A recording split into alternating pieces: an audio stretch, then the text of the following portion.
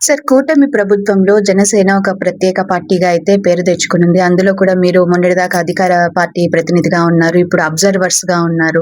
అంటే అండి ఏం చేస్తారు? అసలు వైసీపీ నుంచి కానివ్వండి, లేకపోతే ఇంకా కొత్తగా వచ్చే వాళ్ళెవరైనా కానివ్వండి, పార్టీలో చేరాలంటే ఏం చేయాలంటారు?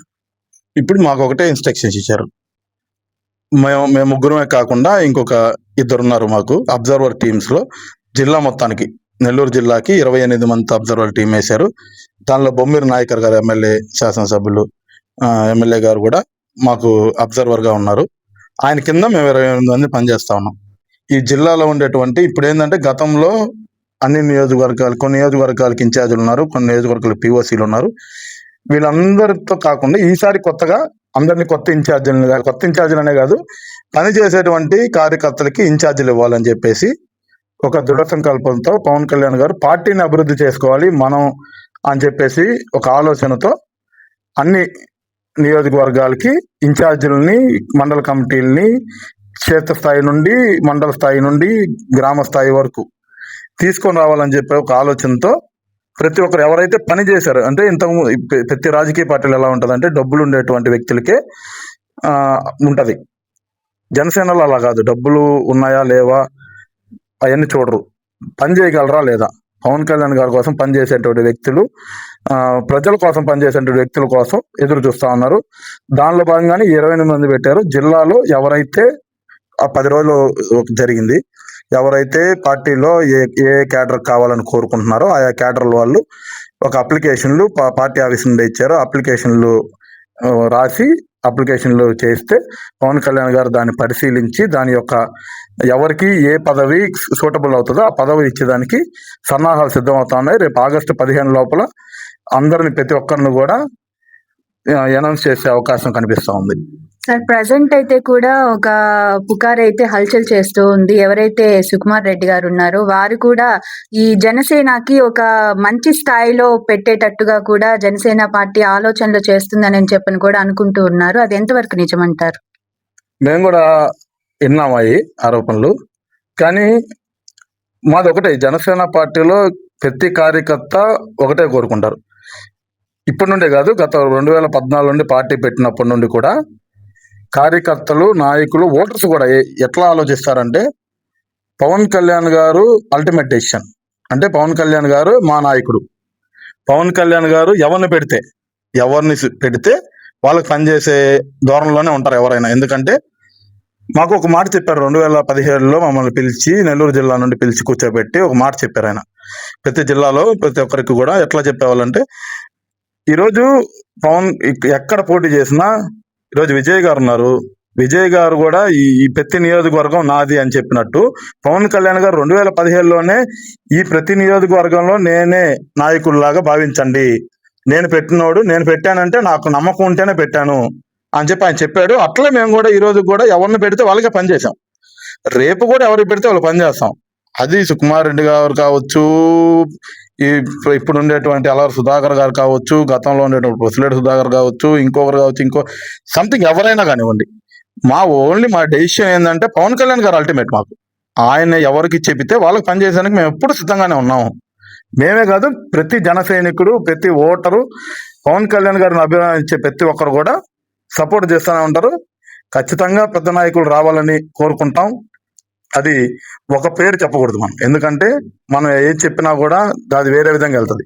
పవన్ కళ్యాణ్ గారు ఎవరు చెప్తే వాళ్ళకి మేము పనిచేయడానికి సిద్ధంగా ఉన్నాం. ఎందుకంటే మేము అందరం పవన్ కళ్యాణ్ చూసి వచ్చాం. వీళ్ళెవ్వరు మాకు మధ్యలో వచ్చినటువంటి వ్యక్తులు. గతంలో చాలా మంది పొసిలేటి దాకా వచ్చారు, ఎమ్మెల్యేగా పోటీ చేశాడు, మళ్ళీ ఆయన బీజేపీలోకి వెళ్ళిపోయాడు, తెలుగుదేశంలో చాలా జరిగినాయి. మా పార్టీలోంచి వెళ్లే రోజు ఏ నాయకుడు వాళ్ళతో వెళ్ళలేదు. ఈరోజు మణికాంత్ రెడ్డి గారు జిల్లా అధ్యక్షుడిగా ఉన్నారు, ఆయన వైసీపీలోకి వెళ్ళాడు. ఏ రోజు ఒక్క ఆయన పక్కన ఉండేటువంటి కార్యకర్త కూడా ఆయనతో పోలా. ఆయన దగ్గర లబ్ధి పన్నోళ్ళు ఎవరైనా కూడా ఎవరు పోలా. ఎందుకంటే పవన్ కళ్యాణ్ గారి మీద ఉండేటువంటి నమ్మకం జన సైనికులందరూ దాని మీద బేస్ అయ్యే ఉంటారు. Pawan Kalyan ultimate decision. ఆయన ఎవరికి చెబితే వాళ్ళకి పనిచేసేదానికి మేము సిద్ధంగా ఉన్నాం. Okay sir. ఇప్పుడు నార్మల్‌గా అంటే కూటమి ప్రభుత్వం అంటే ఏంటి? 3 పార్టీలు. ఒకటొచ్చేసి బీజేపీ, తెలుగుదేశం, ఒకటొచ్చేసి జనసేన. ఈ తెలుగుదేశం పార్టీకి సంబంధించి దగ్గుమాటి వెంకట కృష్ణారెడ్డి సార్ ప్రజా దర్బార్ అని చెప్పి ప్రజల సమస్యలన్నీ కూడా తెలుసుకుంటున్నారు. బీజేపీలో వచ్చేసి ప్రతి శనివారం కూడా ప్రజలు నుంచి అర్జీలు స్వీకరించి వాళ్ళది సమస్యలు ఏదైనా ఉంటే చేస్తూ ఉన్నారు.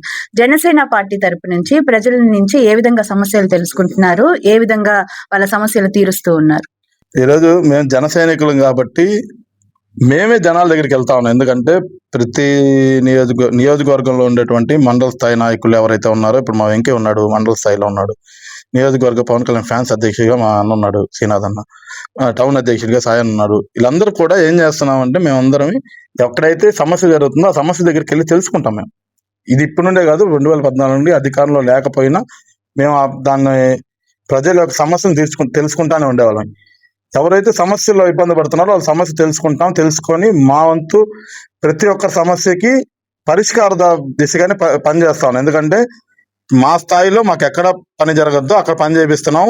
కానీ మాకంటే పెద్ద స్థాయిలో ఉన్నప్పుడు పెద్ద స్థాయి నాయకుల దగ్గరికి వెళ్తున్నాం. ఇంకా పెద్ద స్థాయిలో ఉంటే రాష్ట్ర స్థాయి నాయకుల దగ్గరికి వెళ్తున్నాం. ఇంకా అట్లా ప్రతి సమస్యని క్లియర్ చేసే విధంగానే జనసేన పార్టీ పనిచేస్తా ఉంది. ఈరోజు ప్రజలందరికీ కూడా జనసేన పార్టీ ఒక హోప్ ఇస్తా ఉంది. దానిలో భాగంగానే ఏదో రాష్ట్రంలో జనవాణి అనే కార్యక్రమం స్టేట్ లో పెడతా ఉన్నారు. నియోజకవర్గాల్లో కూడా కళ్యాణ్ గారు రేపొద్దున ఇన్ఛార్జీలు అనౌన్స్ చేసిన తర్వాత దాన్ని కూడా పెడతారనే ఉద్దేశంలో మేము ఉన్నాము. పెట్టకపోయినా కావల్లో పెట్టాలన్న ఆలోచన మాకు ఎప్పటి నుండో ఉంది. ఇప్పటికి కూడా కొంతమంది చిన్న చిన్న సమస్యలు, పెద్ద సమస్యలు ఏదైనా ఉన్నా మా దగ్గర తీసుకొస్తున్నారు. దాన్ని సాల్వ్ చేసాం ఇప్పటి వరకు.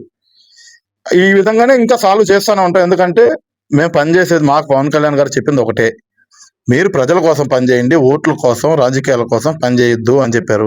మేము దాన్ని ఆయన ఏ చెప్తే అది మేము రాముడికి హనుమంతులు ఎలా విధంగా ఉంటాడో పవన్ కళ్యాణ్ గారికి జన సైనికులు అదే విధంగా ఉంటారు.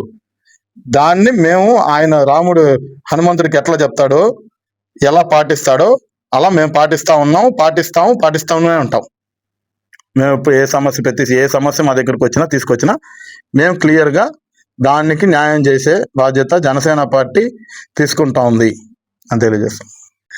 చూస్తున్నారు కదండి. ఈ విధంగా అయితే కావలిలో ఏం జరుగుతుంది, కావలి పరిసర ప్రాంతాల్లో ఏం జరుగుతుంది, అభివృద్ధి ఏ విధంగా జరుగుతుంది, ఒక నాయకుడి మీద వేరే నాయకులు ఏ విధంగా బురద చల్లాలని ప్రయత్నిస్తూ ఉన్నారు, ప్రజలు ఏ విధంగా స్పందిస్తూ ఉన్నారు, ఒక బీజేపీ కానివ్వండి, ఒక టీడీపీ కానివ్వండి, ఒక జనసేన కానివ్వండి, ఏ విధంగా ప్రజల కోసం పాటుపడుతూ ఉన్నారు, ఏ విధంగా ప్రజల వద్దకు వెళ్ళి వారి సమస్యలు తెలుసుకొని వారి సమస్యల పరిష్కార దిశగా ఏ విధంగా ప్రయత్నిస్తూ ఉన్నారని మొత్తం వివరాలన్నీ కూడా ఇప్పుడు మన వీడియోలో అయితే మనం తెలుసుకోవడం జరిగింది.